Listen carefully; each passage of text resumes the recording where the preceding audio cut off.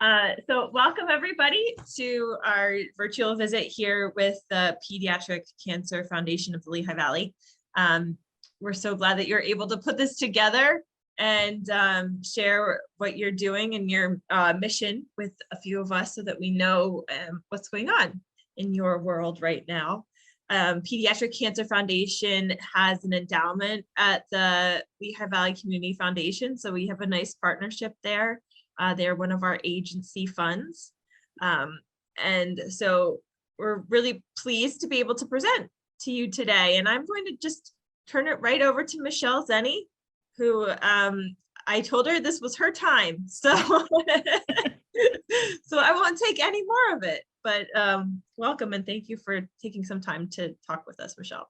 Awesome. Well, thank you, Carrie. So I am Michelle Zenie. I'm the Executive Director of the Pediatric Cancer Foundation of the Lehigh Valley. I am also a cancer mom. My son, who is now 24, was diagnosed with acute lymphoblastic leukemia when he was 3 back in 2001. So a very long time ago, and thankfully, he is now a long-term survivor. And we have been incredibly lucky in that, unlike most of our kids that we know through the foundation, and unlike most pediatric cancer survivors, he has very few, if any, long-term side effects. And, I really want to stress that that is very unusual. We definitely do not commonly see that amongst our kids. So I'm also here with Tracy Stauffer, who is our Marketing, Community Relations, and Development Coordinator. And I'll let her tell you a little bit about herself. And then also Dean Evans is on with us. Dean is the president of our board of directors. So maybe he can take a moment as well before we get started about PCFLV stuff, but we'll let Tracy go. So, hi, everybody. Thanks so much for joining us today. Yes, I am Tracy Stauffer, and I'm not going to repeat my super long title again, but I work here at PCFLV, and I am also a cancer mom. My daughter at the age of 1 was diagnosed with a disseminated neuroectodermal tumor in her brain and spine, and she is 16 now. She drives. She's a junior in high school, and she's doing really well. She does have some lifelong effects due to some spinal cord damage, but to look at her, you wouldn't know. But it's been a very long journey for our family, and it'll be a lifelong journey for Vanessa. And our family was very involved in PCFLV when we were newly diagnosed and all the way through. So for me to be able to work here is really, really heartwarming for me, and just makes me feel like I'm giving back because PCFLV gave my family so much. So. Thank you both for sharing. I just want to chime in. I know it's vulnerable for you to share your stories, and I'm so glad to hear that your families are doing so well and that your children are doing so well. So thank you for telling us your stories personally. Yeah. Go ahead. Sorry, Dean. I didn't mean to chime in, but it's quite all right. I'm Dean Evans. I'm not a cancer mom, but I am a cancer dad. I have a daughter who's now 28, Christy, who was diagnosed with acute lymphoblastic leukemia at the age of 18 months. And she does have a dyslexic condition brought about from a drug called, I forget it now, but methotrexate. It was methotrexate, which is injected into her spine during her treatment. And but she's overcome that. She graduated high school, college, and I'm happy to say just received her master's degree from St. Joe's. So she's a very determined young woman. So if anybody's looking for anybody in occupational development or organizational development, she's very much on the job market right now. So, I will tell you that I'm a relatively new leader of the board. Since becoming the board president, I've attended a lot more of the programs that Michelle and Tracy and Chris and others offer, and can tell you I've gotten a lot closer to the operation and see really firsthand how much need and there is, having lived through it during a time when there wasn't an organization like the Pediatric Cancer Foundation. It's a really, really important organization with an important mission. Well, thank you also, Dean, for sharing your story. I chimed in too quickly, but you're all, very special families to have gone through all of that, and we're happy to hear that your children are all doing so well. So thank you. Thank you. Thank Yes. you. And again, each one of us has a slightly different story, but it just really speaks to the fact that all of the families that we deal with through PCFLV that we have gotten to know and love, it's a different set of circumstances, but we're all sort of forged together by this common experience. And I think for us, because there are multiple people between staff and board that have personal experience with the journey, it is a very personal mission for us, and we really do kind of function as a family. We always say we try to build a community of support, but it really is more like a family of support. And so I think, when somebody asks me, like, what do I want people to know about PCFLV, that's usually number one on my list, that we are just a very intimate, personal organization, small and intimate, and we really do get to know our families on a very a much different level than a lot of other nonprofits do. And also that we're just hyper local. We are all about serving our local community. So with that, let me share our screen. We have just a little PowerPoint to use to just kind of lead our conversation. Tracy, I'm going to let you do it since this is your computer here.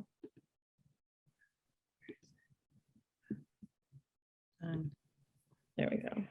And then Make it full screen. Okay. So we are PCFLV. We've already said that. So the PCFLV's story was that it was started in 2003 by a local woman named Nicole Ronco, whose son had brain cancer.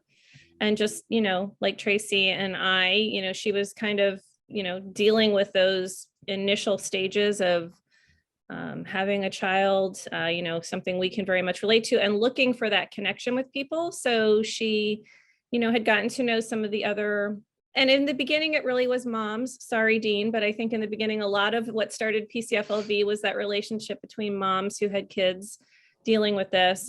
She wanted to just kind of give those moms an outlet to do something outside of the outpatient oncology clinic setting. So she started things like yoga classes and, just little, moms events. And Tracy can actually speak to that a little more because she was involved pretty early on. I don't know, what are some of the other things you did very early on with PCFLV? Kick for Cancer was a big event. And that was the first event I actually went to, or my family and I went to, for PCFLV, where a local soccer team, high school team, came out and they took the kids out onto the soccer field and played with them. And the moms were gathered under one tent and we were doing arts and crafts and things. And the dads were, I don't know, they might've been playing poker. I'm not quite sure. I wasn't in the dad's tent, but, and then everybody had lunch together. And then the ice cream truck came. So that was really like our first experience. Right. And that was a yearly event that happened for several years. But yes, I did yoga every week at the PCFLV office, which at that time was really small. So we had to move all the furniture, do yoga, and then put all the furniture back and everything. But it's always been a very sort of like, homegrown kind of foundation. So it started with stuff like that. And then there was the first kind of bigger program that PCFLV did was called Chemo Circus. And that was a hospital-based program that we still do to this day, where Nicole would go into the hospital with a cart full of toys and snacks and an arts and crafts project, and just kind of give the kids a little something to do to distract them while they were sitting and getting their treatment. And it gives you a chance to talk to the parents that are there with the kids and get to know them. Again, all of these things are just really meant to kind of start building that feeling of community support around the family. Because I think we all know that when we're going through something, somebody can empathize with you, but to really, to know that somebody understands the exact experience you're going through is really just very comforting. And so, that was the purpose. And of course, PCFLV has grown since then. We now have over 20 programs and services that we offer to our families. And those are focused on social, emotional, and financial assistance. We as a foundation do not contribute to research. We feel like there's a lot of other great organizations out there that are handling that part of it. And while we hope, of course, that someday there is a cure, and we will never be happier than the day that we lose our jobs because we are not needed. We do know realistically that that's probably not going to happen for quite some time. And there are, lots of families going through it right now that we need to be able to help. So our focus is on supporting those families. We do that with a very small staff of 4 people. We have 3 full-time and 1 part-time employee. And then we have a board of directors that right now has 12 great people on that who support us and what we do here as a staff. And our rule of thumb is that we help families that live within 50 miles of Allentown. Currently, we have about 350 families in our database. We're not super strict about that, but it's a guideline for us. We certainly have a few families that fall with outside of that parameter, but most of our families live within 50 miles of Allentown. And it doesn't matter where they're treated. About half of our families are treated at Lehigh Valley Riley Children's Hospital. The majority of the other half are at Children's Hospital of Philadelphia. We have some that are at St. Christopher's in Philadelphia, and occasionally we have a child that's treated somewhere else. We have, I think, 2 right now at Memorial Sloan Kettering in New York City. And those are usually kids that either are in a relapse situation where they require a very specific clinical trial, or a really rare diagnosis to start with. So we don't care where they're treated, it's just where they live. So that's the basics of PCFLV. Tracy, do you want to talk about some of these stats? Oh, not really, but yes. So according to various sources, there's about 1 in 285 kids in the US who will be diagnosed with cancer before the age of 20. And I'm just going to stop you for a second. Whenever I talk to people about pediatric cancer and I say that statistic, I always like to kind of put it in the framework of like an elementary school. So, most elementary schools, out there in the world right now are probably between 300 and 600 kids. So, right now, 1 or 2 kids in every elementary school, if they haven't already, will be diagnosed with pediatric cancer before the age of 20. Mm-hmm. Yes. So running the numbers, then that means that 15,780 kids are diagnosed each year in the US, which averages to about 43 per day. This is why I didn't want to do these statistics, but people need to know. So about 1,780 children die each year in the US from pediatric cancer. 300,000 children worldwide are diagnosed each year. So that's a child every 3 minutes. Over the past 40 years, the number of kids diagnosed with leukemia has increased by 35%.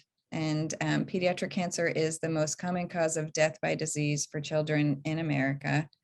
And as we talked about earlier, childhood cancer survivors are twice as likely to suffer chronic health conditions. And childhood cancer survivors who are over 40 have twice the risk of developing a secondary cancer, as is expected in the general population. So, and those, as for Tracy and Dean and I, like, those aren't just words. We're talking about our kids there. So, when my 24-year-old, we're at the beach and he's not putting on sunscreen, I still yell at him because his risk of developing skin cancer is much higher than the average person. Mm-hmm. So, those are tough for us to swallow, but they're important to note. Mm-hmm. And, we often hear from people, oh, well, pediatric cancer is rare, but truly it is not. Anecdotally, in the Lehigh Valley, we feel like we see more pediatric cancer diagnoses than the national average. Don't really, have statistics to back that up. It's just, we know how many kids we see, and it just, like, right now, there is a lot of pediatric brain cancer being diagnosed in the Lehigh Valley. I don't know why that is, but we know of 4 kids in the past 2 weeks diagnosed with brain cancer. That's a lot of brain cancer in kids. But since January 1st, we know of 23 kids that have been diagnosed. We actually, when I made this slide a few days ago, it was 6 children have relapsed. We learned of one more yesterday, so that should be 7. And we have unfortunately lost 6 kids in the Lehigh Valley since January 1st, which is an unusually high number. It's been a very difficult year for us because, as I said, we get to know these families very personally, and each one of those kids, you know, becomes very special to us. So it does take its toll on us as well. On average, we add about 30 to 40 families each year to our database. I think one year we had over 50, but you know, right now I think we're probably on par to have somewhere in the 30s. And so, you know, that's kind of all of, like, you know, the real life statistics and the depressing stuff, which, you know, we're talking about kids with cancer. It's not the most upbeat topic usually. But the good news is that, you know, as a foundation, we are here to help. And we do that through, as I said, over 20 programs and services. I won't read them all to you. They're here. And of course, if we're recording this, you can refer back to it. They are all on our website as well. But they are, you know, generally aimed at a couple different things: creating that community of support, giving, you know, families an opportunity for some fun and for some respite, and also for doing things that they may not have the money to do otherwise, because every family that deals with pediatric cancer deals with a financial burden from it, whether it's because one parent has to stop working or, you know, cut back their hours because of needing to be inpatient in the hospital or home with their child. Obviously, increased medical bills, travel expenses if they're traveling far to get to the hospital. So, you know, to that end, we help with gas gift cards, grocery store gift cards, hospital cafeteria gift cards, Easy Pass certificates. We support them through providing gift cards to do their holiday shopping. We provide backpacks full of school supplies. We have a family assistance fund through Lehigh Valley Riley Children's Hospital that does, we pay major bills through that, like rent and mortgage and electricity bills. And then we have a scholarship program where every child that has had a pediatric cancer diagnosis that is part of our foundation, who is graduating from high school, gets a $3,000 scholarship from us for college or trade school. So those are some ways that we help financially. And then we do things that are, you know, more emotionally based, like our support groups. We do an in-treatment and survivorship support group, as well as a support group for our bereaved families. To support those families that have lost children, we also do $1,000 to help with funeral expenses. And then the fun stuff is like our teen group that gets together and goes bowling, and our Kids Connect group that comes together to do an art project in the office, and our moms group where we get to go, you know, do a day of beauty at the spa. You know, just again, things that bring people, whether they're kids or adults, together to find that support. Lots of other things there. I think the one other thing that we really like to highlight is our Camp Smile, which is an amazing week of bringing the kids together. And that's always, everything other than our scholarship program is always the cancer kids themselves and the siblings. And then of course, bereaved siblings who stay involved with us. And we bring all those kiddos together for a wonderful week of camp in an environment where cancer parents feel safe leaving their kids, because they know we understand the struggles and the unusual sort of things that come up. And we have a nurse that's with us all week who can handle emergencies and providing medication. And we do lots of fun stuff with community partners during that week. And we look forward to it every year. We shut down the office and we all put on our tie-dyed t-shirts and go to Muhlenberg College and have a great week of camp where we're exhausted and sweaty, but just super happy. Yes. So that's a great week. We love talking about Camp Smile. And of course, when camp comes up next June, we invite any of you to come on out. We have a visitors day. It's a really fun time to come see what Camp Smile is all about. Okay, so just to highlight one of our programs, Our scholarship program, which was started in 2016, has funded 37 of those college and trade school scholarships for a total of $111,000. So we're really proud of that program. Our golf outing in specific supports that program. And we try to get some of the kids to come out to the lunch at the golf outing, and we give them the silly big check. We actually had one kid one year who thought maybe that was what he needed to take to the bank. It was pretty funny. But you know, it's a really great day, and it's a great day for our golfers to get to meet the kids that they're helping. And we always try to connect our supporters and our donors with, you know, exactly where their money is going and who these people are that it's helping. Tracy, you want to talk about this one? Sure. As we mentioned before, the financial piece, again, the scholarships are an example of that. And then so is our gift card program, if you will. So on an annual basis, we distribute about $35,000 for gas, gift cards, grocery gift cards, Easy Pass certificates, hospital cafeteria gift cards. We have a birthday club. So each of our cancer kids and each sibling receive a birthday card up till they're 18, and it has a gift card inside of it. And then we have an Adopt a Family holiday shopping gift card program that families can sign up to receive gift cards to assist them with their shopping.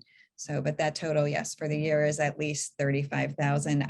My guess is this year we are going to be above that, because that is a common request that we are getting.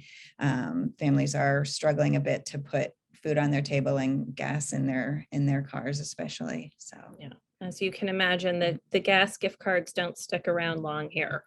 And you know, those two cuties on the bottom there, they're twins that, you know, we would never give one of the kiddos a birthday card without the other. We never do, but you know, it's just a good example of our kiddos that are receiving birthday cards. And for the Adopt a Family, the holiday shopping gift cards, you know, I always like to kind of note that we used to do a toy drive. We used to collect toys for the kids and then, you know, kind of match them up with a wish list and hand those out at Christmas time or holiday time. And at some point, one of the parents said to me, you know, I'm so thankful for this, but like, I miss the experience. I still want to go shopping for my child. Like, that's something I miss doing. It's a bit of normalcy, and it gives them some power back to be able to do that in a life where they feel kind of powerless.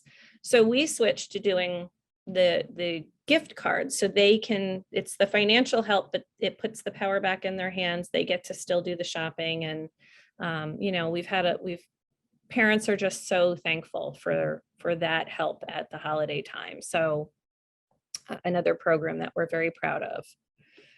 And then of course, you know, it takes money to provide all of these programs and services. So the majority of our revenue comes from our own fundraising events at this point in time. We do a 5K walk, 8K run, and kids fun run event every September. We just had that on September 10th. It was a really great day. We got very lucky with the weather. We had about 800 participants at that event. And we do it in September. We used to do it in the spring. We do it in September now to coincide with Pediatric Cancer Awareness Month, which we are just finishing up at the end of this week. We do a gala called the Hearts of Gold Gala in March. It will be March 25th of 2023. And that's a really great night where we have kids do paintings and glass mosaic and other forms of artwork if they want ahead of time. And then we auction those off in a live auction that night. And it's a really amazingly fun. And we have a great auctioneer named Jason Hauser who runs it. This year, our highest ever painting was, we sold one painting for $12,000, a child's painting. And there was a fight over it. So the person who lost out said, I want the same painting and I'll pay $12,000. So we actually had the kids come back to the office and make another painting and sold another one for $12,000. So, but it's a great night. We always have a speaker that is either one of our kids, usually a teen or a parent. kind of tell their story. And it's very impactful. I've been to a lot of gala type events in my day. And, I know we all know that sometimes you walk away from those going like, I wish I could get those 2 hours of my life back, or my $200 or whatever it was. But, people tell us time and time again how, the reaction to our gala is like, I want to get more involved. Like, this was an incredible night. I want to get more involved. So we love our gala. It's a lot of work, but we love it. And then, as I mentioned, our golf outing, which supports our scholarship fund, that's in May. I believe it's May 12th into 2023 at Twin Lakes. And then we have a September event, but it's a month-long event. It's called 30 Days, 30 Stories, where every day in the month of September, we highlight a different local child who has or had cancer, and we tell their story, usually in either their own words or their parents' words, or sometimes an aunt or an uncle or a family friend. And we share a photo that we have done by a local photographer, and that's shared on our website and on all of our social media platforms, as well as we partner with Miller Keystone Blood Center, and they share the stories as well, because the reality is that like 96% of our kids need blood at some point, or blood products like platelets during their journey. So Miller Keystone is a great advocate for what we do as well. And, I encourage you to take a look at those if you get a chance, either on social media or on our website. Here's just a couple of our kiddos from this year that have been highlighted so far. Did you want to say anything else about that? I would as well encourage you to, even if you just go on and read one of the stories, they're all amazing stories that that just give you a glimpse into someone that you might bump into at your grocery store, or their child might attend your child's school. These are all families who are right here in the Lehigh Valley, and their stories are just amazing. And each year, for at least a few of the stories each month, it is written by either a bereaved parent or a bereaved sibling. So it's a wonderful way for us to honor some of our kids who are no longer with us, as well as celebrate the ones who are either finished with treatment or encourage those who are in treatment. And I'll just give you like a real brief snippet about each of these kids. So Paula, who is the beautiful little girl at the top there with her hand on her chin, she was actually September 1st. And I think from her story, what was most impactful for me, well, two things. One was that her mom is a single mom, and talked about how she had to quit all of her jobs, which was, I think like 3 that she was, doing to try to support her family, to take care of her daughter. And so, that was a case where having, a grocery store gift card from us was really like life-saving for her. And also that Paula was in the beginning very, very upset about losing her hair. So doing this photo shoot with, her little bald head there was very empowering for her, because she felt beautiful doing it. And then Laura, who is the young woman with the headscarf, Laura had liver cancer when she was, I believe, 3 or 4. And got through that, and was unfortunately diagnosed with a reoccurrence of her liver cancer at the age of 20, which is way too many years later, and really scary for a cancer survivor parent, because it just reminds you that you're never really safe. And she is dealing with some pretty heavy duty stuff right now, between treatment and surgery she had to have. And then Owen, and the little guy, he actually has a condition that is not technically cancer yet, but almost inevitably will turn into cancer. And some of the treatments that he's had to do are the same kinds of treatments cancer kiddos would have. So that's a family that we, not happily, but readily invited into PCFLV, because the chances are, he will end up being diagnosed with cancer at some point soon. And then Belzy, the little D, this is Dean's favorite photo from 30 Days, 30 Stories. Belzy is, her family is really unusual in that her dad got involved with us before Belzy was diagnosed with cancer.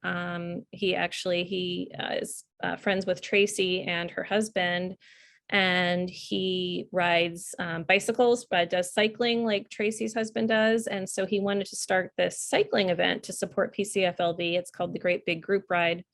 And so he was doing this event before his daughter was diagnosed. He was actually also our first monthly donor ever. And then ironically, his daughter was diagnosed with brain cancer. So he has become he started out as one of our supporters and is now one of our dads. So just a little snippet about each of them. And, you know, each face of a local kid that has cancer. And then just to wrap up, you know, this is our very small but mighty team. Again, Tracy and myself. Rhonda is our administrative assistant and marketing and social media assistant as well. And then Chris is our program coordinator, and she runs all of those great programs and services that we mentioned. And, you know, in addition, we have our 12 board members that support us with all we need to do.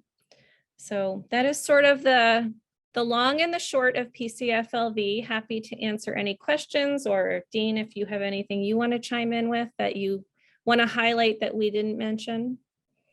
Nope, I think you covered it all. Questions about anything?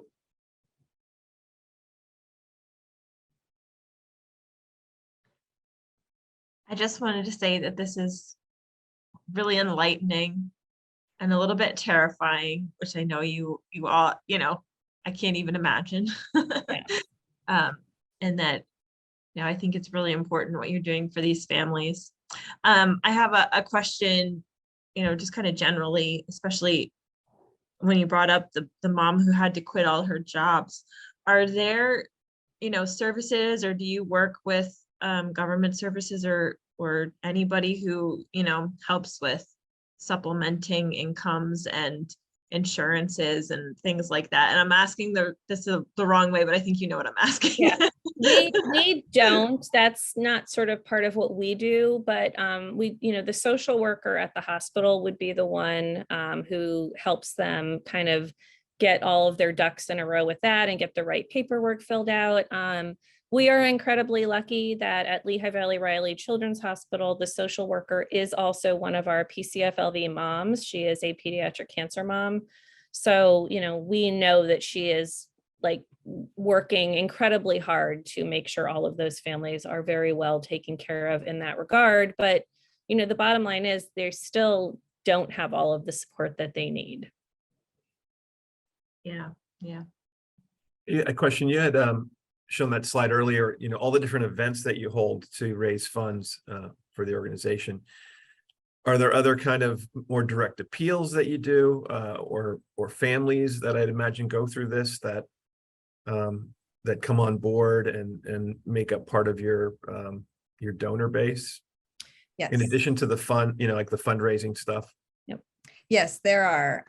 We have various PCFLV families that host their own fundraisers. One of our families, well, you saw her picture, Belzy, they do a lemonade stand at our neighborhood. They live in my neighborhood. At our neighborhood yard sale day, they host a lemonade stand, and all of the money from that comes to us. And at our Ready, Set, Gold Run and Walk, a bunch of the teams are teams that are started by our families, and then their extended families and friends and everything join their teams. So they raise money and for us through that. And then we have supporters who don't necessarily have a direct connection. This Saturday, weather permitting, we're supposed to have a cornhole tournament that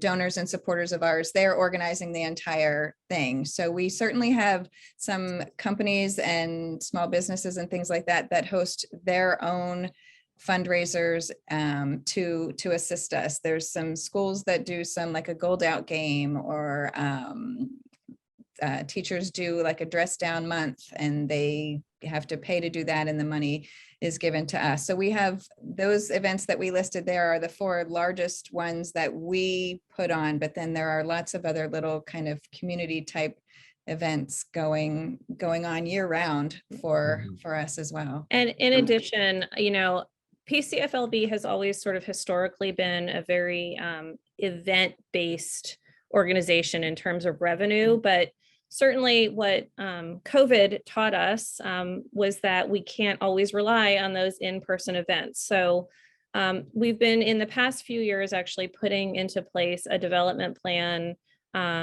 which frankly we had not had before. So we have started doing an annual appeal. We have a monthly donor program that we've been kicking off and trying to kind of ramp up.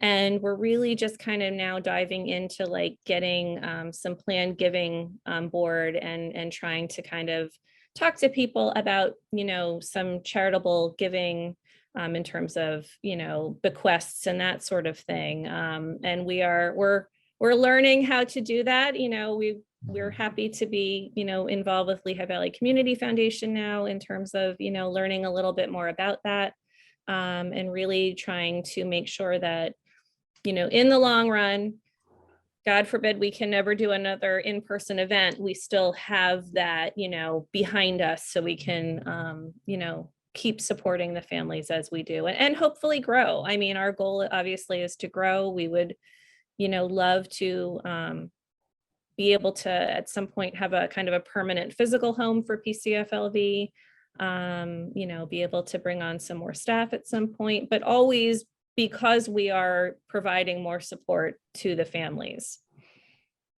Yeah, you know, I think of like St. Jude's gets so much national attention, you know, for this issue and kind of steal the spotlight from local organizations that are doing similar kinds of things to help families with kids with cancer. And so it must be a little bit of a challenge, you know, getting the word out there, differentiating the idea of being local. Yes. You know, and so much of like what we think about is, you know, is that local focus. Absolutely. And local.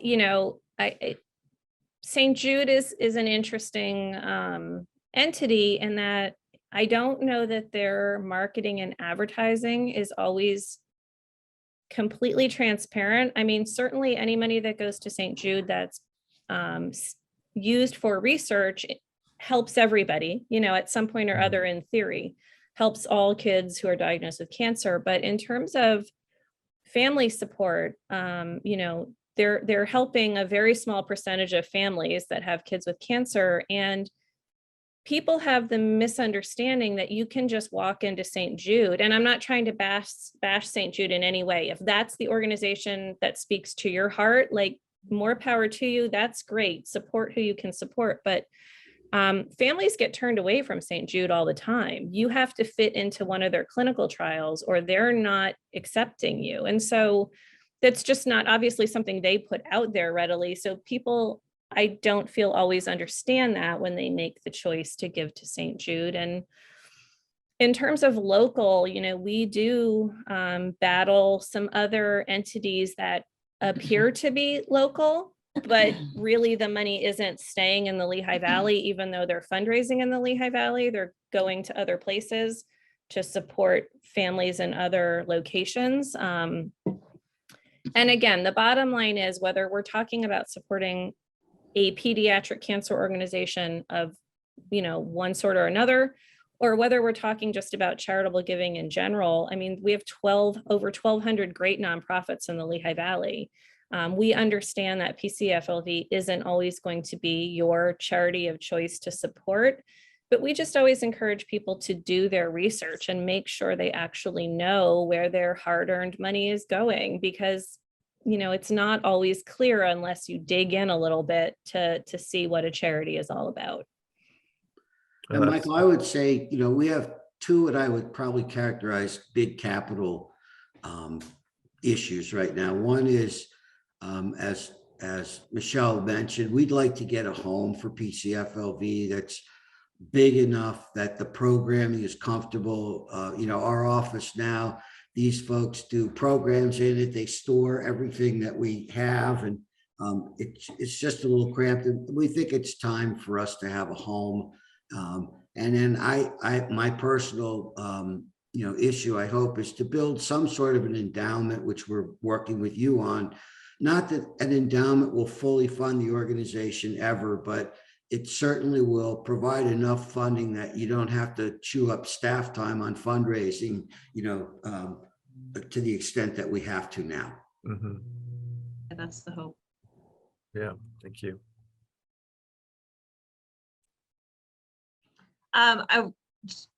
In terms of like running your programs and getting out to the hospitals, do you have like a team of volunteers, or is that all staff, or how does that work in the programs that you run? Who's running them?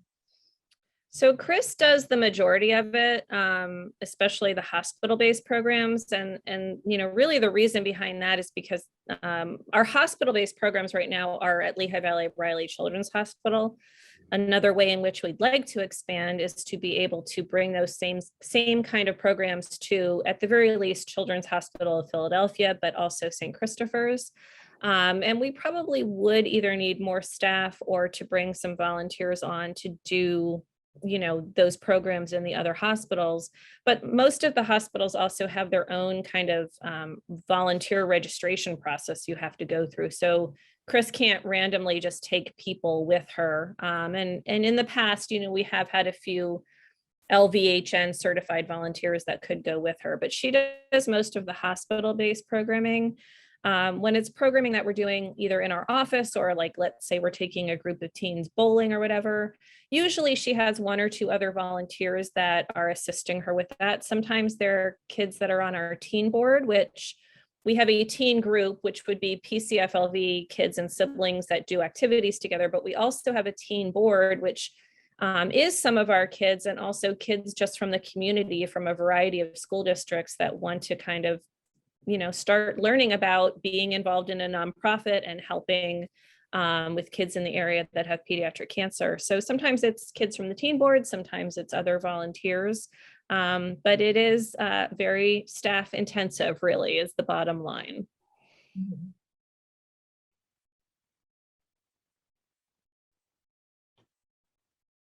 Anything else?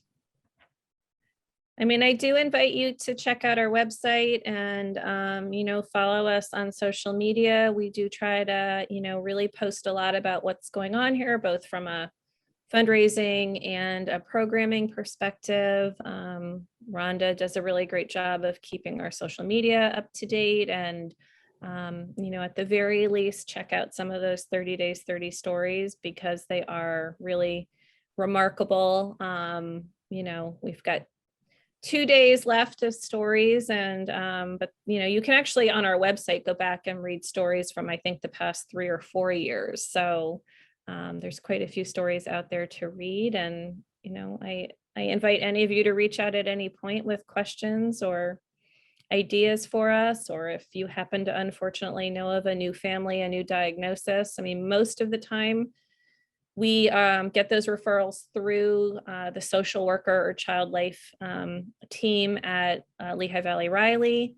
We have a relationship with them where we can really depend on them to send all of the kids our way, but Children's Hospital of Philadelphia is a little trickier just because they have such turnover of social workers and child life down there that, when new ones come in, they don't always hear about us, immediately. And so we do once in a while miss a kid who's treated down there.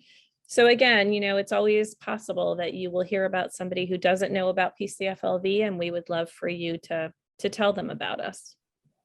And I want to thank you for your time and also for all the good work you do on behalf of the Lehigh Valley. Oh, well, thank you. Yeah. Absolutely. This was really good overview. Thank you very much. Yeah, thanks. Yeah, thank you. And thank you for everything you do too, and to help others in such difficult situations. Nobody ever wants to have to go through what you've went through and what these families go through, but you definitely make a difference. And I'm sure there's a lot of gratitude and appreciation for that. Well, thank you. It's like I said, it can be very It's not always easy. It's not easy. The downside of getting to know and love all these families is that, when things go poorly, we all feel it.